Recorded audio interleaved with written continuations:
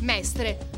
Nessuna possibilità di essere reintegrato. È la decisione del giudice del lavoro di Venezia che dà ragione ad ACTV per l'aver licenziato per giusta causa il dipendente che qualche giorno prima del Natale 2014 aveva immortalato col cellulare le immagini di videosorveglianza che riprendevano due ragazzi, tra cui una minorenne, in atteggiamenti intimi nel sottopasso del tram.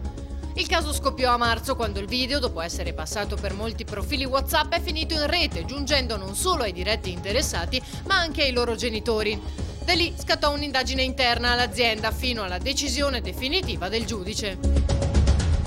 Jesolo. Un 29enne marocchino ha occupato un alloggio vacanza convinto di farla franca in assenza dei proprietari, ma un residente ha segnalato alla polizia che una tapparella era stranamente alzata. Una volta nell'appartamento gli agenti hanno trovato l'intruso che ha cercato di scappare, ma è stato fermato e condotto in commissariato. Al termine degli accertamenti è stato arrestato per resistenza pubblico ufficiale, furto di corrente elettrica, ricettazione, danneggiamento e invasione di fabbricati.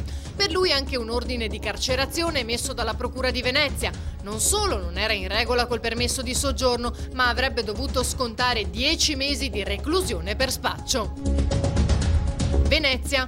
Brutta sorpresa in Campo Manin. I residenti hanno trovato gli occhi del leone colorati di rosso. La fotografia è stata pubblicata sulla pagina Facebook di Venezia.com, ma è difficile che qualcuno abbia visto i vandali in azione. Per chi ha trovato il leone in quelle condizioni si è trattato di una triste scoperta.